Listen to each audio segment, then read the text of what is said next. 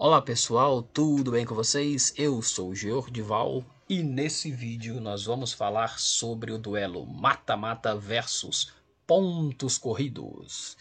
Se você é um jovem nascido no final da década de 90 ou no início desse século, você só conhece o campeonato no sistema de pontos corridos. Mas, se você é um quarentão, assim como eu, você se lembra muito bem dos campeonatos no sistema de mata-mata. Você viu as duas faces da moeda.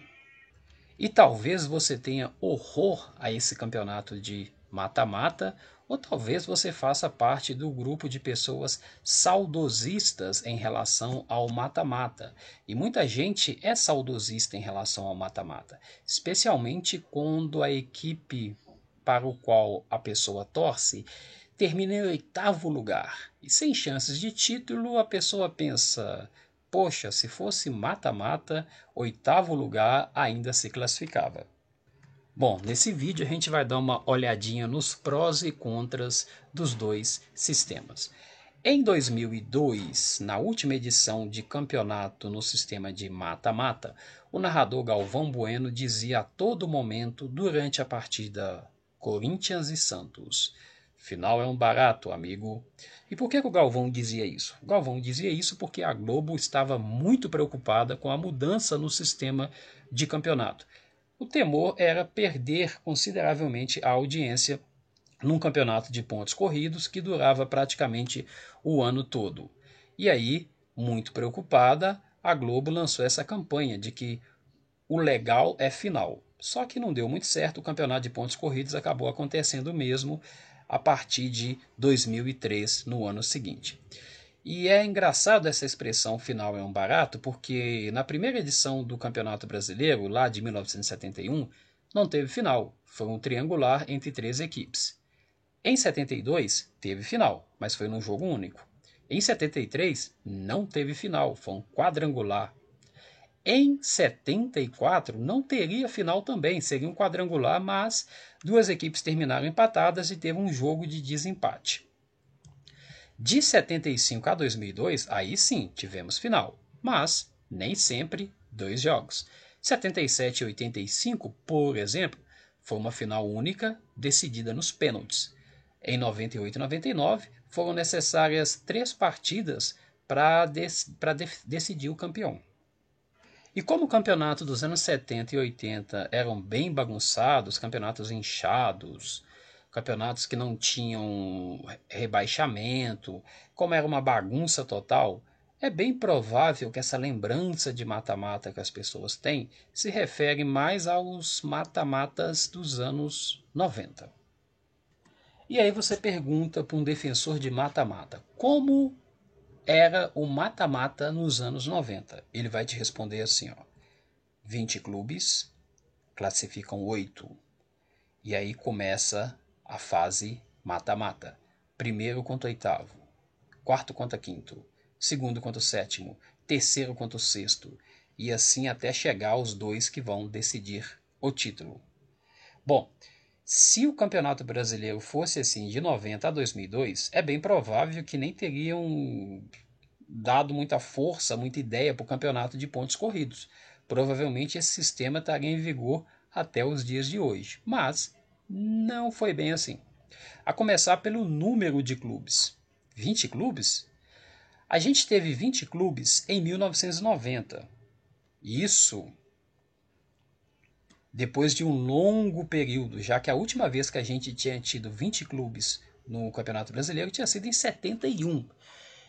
Depois tivemos em 91, 20 clubes, 92 e depois disso só em 2006. Eu tenho um vídeo aqui no canal que conta a história sobre a luta para conseguir manter 20 clubes no campeonato da primeira divisão. Vou deixar no link para vocês verem depois. Então, apenas em 3 edições nos anos 90 a gente teve 20 clubes.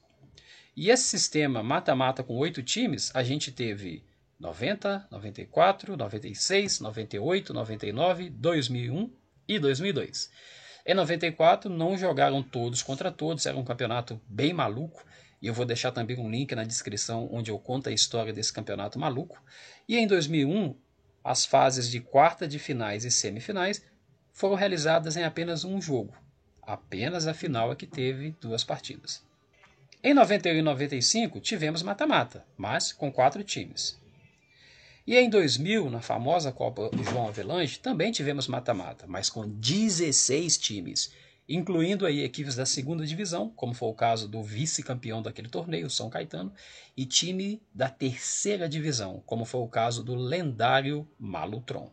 E em 3 anos, 92, 93 e 97, as 8 equipes classificadas eram divididas em 2 grupos de 4 equipes, jogavam todos contra todos em turno e retorno dentro do grupo, e o vencedor de cada grupo, os vencedores de cada grupo, faziam a final. Muita gente considera os campeonatos de 98 e 99 como o melhor no sistema de mata-mata. Aquela época, utilizava-se uma ideia de playoff, como nos jogos da NBA e em alguns jogos de vôlei, e tínhamos um melhor de 3. Inclusive, as finais desses 2 anos foram decididas, como eu já mencionei anteriormente, em 3 jogos. Mas a bagunça do campeonato de 99, não na parte de cima, na parte de baixo, no famoso caso Sandro Hiroshi, que fez com que o Botafogo evitasse um rebaixamento e o Gama rebaixado entrasse na justiça, acabou gerando um campeonato confuso no ano seguinte, a João Avelange.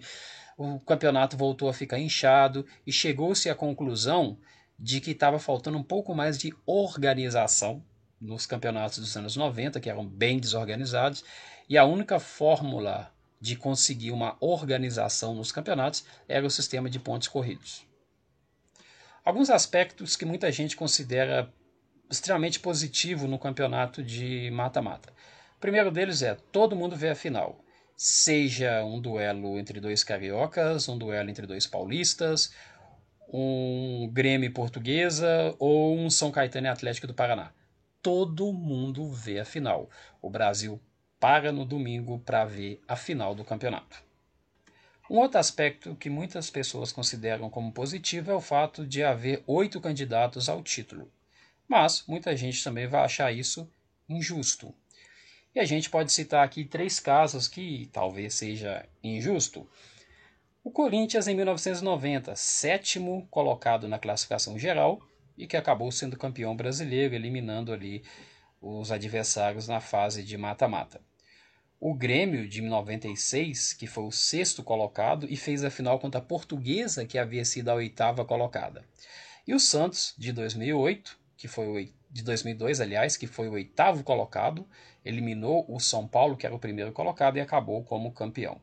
Bom, injusto não é, porque o regulamento prevê isso, 8 equipes se classificando, duelos ali em jogos eliminatórios e sobram 2 para fazer a final.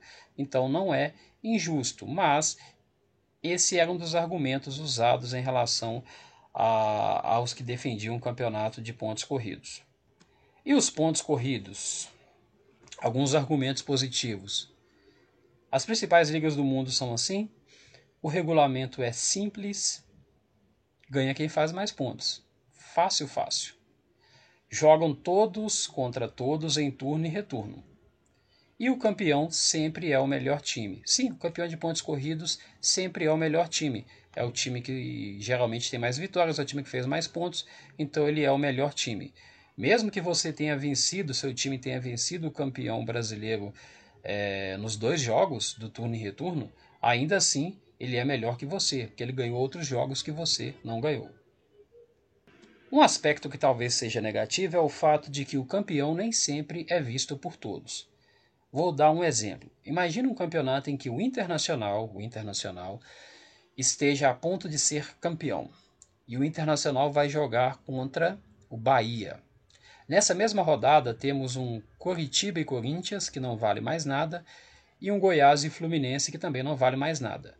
A Globo não vai com sua equipe principal até Porto Alegre mostrar para todo o Brasil, Internacional e Bahia, jogo que pode dar o título ao Inter. A Globo vai mostrar para São Paulo, Curitiba e Corinthians e vai mostrar para o Rio, Goiás e Fluminense, mesmo que sejam jogos que não valem mais nada. E é bem provável que o jogo que valeria o título Internacional e Bahia seja realizado às 7 da noite, às 8 e que só seja possível assistir através de um Premiere. Só que isso não é um problema do campeonato, do regulamento. Isso é uma questão da televisão. E aí, se os clubes tivessem peito para negociar, poderiam exigir que alguns dos seus jogos, um número X de jogos, fossem apresentados na TV aberta, porque faz uma diferença você ter jogos na TV aberta, inclusive na hora de correr atrás de patrocínio. Se você é dono de uma marca, você vai querer que a sua marca apareça na TV aberta, é muito mais importante. Então você vai atrás de times como Corinthians, Flamengo, São Paulo, Palmeiras, que tem mais jogos transmitidos na TV. E aí equipes do Rio Grande do Sul, de Minas e outros estados vão ficar aí meio que em segundo plano. Mas a maior parte dos clubes estão extremamente endividados, praticamente quebrados, que a televisão chega, oferece a grana e eles aceitam todas as condições, inclusive jogar num domingo 9 da noite. O campeonato começou em 2003, pontos corridos. Se pegarmos 2003 a 2020, nós temos 17 anos de campeonato. Um campeonato relativamente ainda jovem, o sistema de pontos corridos. Nesse sistema tem algo muito positivo. O mesmo regulamento, o regulamento não mudou. E se a gente pegar desde 2006, quando a gente voltou a ter 20 times disputando o campeonato, nós temos 14 anos com o mesmo número de times disputando uma competição com o mesmo regulamento. Sabe quando isso aconteceu anteriormente nos outros sistemas de campeonato no Brasil? Nunca. Então, o campeonato de pontos corridos acabou com toda a bagunça dos anos 90 de mudança constante de regulamento. Algumas coisas ainda precisam ser melhoradas. Por exemplo, a questão da janela de transferência. Seu time faz uma grande campanha, tem lá um dos principais jogadores do campeonato, e isso lá no mês de julho, e aí vem um time europeu, leva seu jogador. Talvez a gente pudesse colocar o nosso campeonato num calendário equiparado ao futebol europeu. Assim, as transferências iam ocorrer apenas num período em que os campeonatos não estivessem acontecendo. Ainda há muita resistência em relação a isso, mas dependendo do resultado da televisão em relação à audiência obtida nos jogos que ocorreram em janeiro, esse ano devido à pandemia, pode ser até que a TV veja isso com bons olhos. Alguns aspectos considerados aí negativos do campeonato de pontos corridos, mas que também não é culpa do regulamento. O primeiro deles é a exposição da fraqueza dos grandes. Foram 8 rebaixados. Dos 12 maiores times do Brasil, 8 foram rebaixados na fase dos pontos corridos. Apenas 4 equipes não foram rebaixadas ainda, que são as equipes do São Paulo, do Santos, do Flamengo e, ironicamente, do Fluminense. E um outro aspecto é a necessidade de investimentos. É preciso fazer times mais fortes e gastar mais. E um temor que muita gente tinha lá em 2003 era a espanholização do campeonato. O que é isso? É porque no campeonato espanhol geralmente são 2 times que ganham todo ano. Às vezes tem exceção, esse ano parece que vai dar Atlético de Madrid, como já ocorreu anteriormente. Mas é um campeonato que geralmente fica na mão de 2 times. E aqui havia um temor do campeonato ficar na mão de 2, 3 times. Isso não ocorreu, mas se a gente pensar nos últimos 5 anos, tem um certo domínio no Campeonato Brasileiro. Palmeiras e Flamengo. Palmeiras foi campeão em 16 e 18 e o Flamengo em 19 e 20. Nesse meio tempo tem um hiato aí que é o Corinthians. E o que essas duas equipes têm em comum nesses 2 títulos? Técnicos diferentes. Palmeiras teve 2 técnicos diferentes em 16 e 18, Cuca e Filipão. E o Flamengo também. O Flamengo teve o Jorge Jesus e agora o Rogério Ceni. E uma outra coisa que essas equipes têm em comum: grana, muita grana. E a questão é, será que a grana de equipes como Flamengo e Palmeiras fará com que elas dominem o campeonato durante algum tempo? Ou outras equipes que venham a investir bastante, será que isso será o suficiente para garantir um certo domínio? Quando o Muricy Ramalho levou o São Paulo ao tricampeonato e Marcelo Oliveira o Cruzeiro aos 2 campeonatos de 13 e 14, Não era muito uma questão de altos investimentos, mas muito mais de uma sequência de trabalho. Talvez o mesmo possa se dizer do Tite, que em 2 passagens ali pelo Corinthians garantiu 2 títulos e deixou uma ideia de jogo que foi bem usada pelo seu sucessor e pupilo, o que garantiu ao Corinthians 3 conquistas de brasileiro na última década. Sequência de trabalho e ideia, muito mais do que altos investimentos. A primeira tentativa de altos investimentos foi lá em 2005, quando o Corinthians tentou montar uma seleção. Acabou ganhando o campeonato de uma forma bem conturbada, mas logo em seguida, em 2007, pagou um preço alto. Veio o rebaixamento. O Fluminense, que tinha um parceiro que investia muito dinheiro no clube, conseguiu ganhar 2 campeonatos, mas escapou por pouco de 2 rebaixamentos também. Um em campo, o de 2009, e o outro, o de 2013, nos tribunais. Não temos ainda um grupinho de times que dominam o campeonato. Palmeiras e Flamengo são candidatos a fazerem isso devido à boa condição financeira que essas equipes têm. Outras equipes se apresentam com essa possibilidade também, com altos investimentos, mas a grande desorganização que a gente sempre teve no campeonato talvez faça com que as equipes estejam sempre niveladas. E se Corinthians e Palmeiras, aliás, se Palmeiras e Flamengo começarem a dominar o campeonato e mais uma outra equipe de São Paulo, Corinthians ou São Paulo, nem vai ser tão ruim assim para quem paga o campeonato. A TV vai adorar a ideia. Agora, já pensou se equipes do Sul, do Rio Grande do Sul e de Minas começarem a dominar o campeonato por uns 5 anos? Você acha que a imprensa vai continuar defendendo o campeonato de pontos corridos como o melhor modelo? Ou vão trazer para discussão volta dos mata-matas? Em 2014, quando o Cruzeiro foi campeão brasileiro e o Galo campeão da Copa do Brasil, chegou-se a discutir essa hipótese. A TV reclamando de que não tinha muita audiência, afinal, as 2 equipes que dominaram o futebol brasileiro naquele ano eram equipes de Minas, não tinha nenhuma equipe de São Paulo ou do Rio. E à época chegou-se a cogitar reuniões para tentar trazer novamente a ideia do campeonato com mata-mata.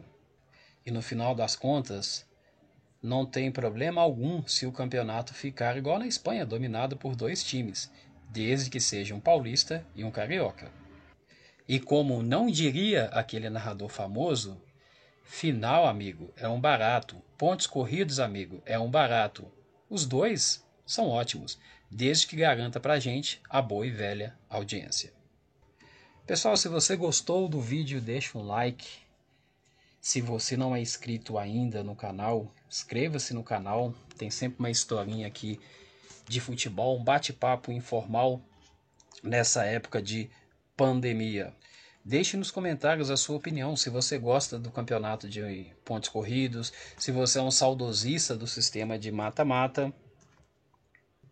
E se você concorda com a minha teoria que se equipes fora do eixo Rio-São Paulo dominarem o campeonato durante um certo tempo, que a televisão vai chamar paulistas e cariocas e trazer de volta o mata-mata. Comente também se você acha que vai acontecer nos próximos anos um certo domínio devido à condição financeira de algumas equipes no Campeonato Brasileiro. Ok, pessoal? Um abraço a todos vocês e até o próximo vídeo.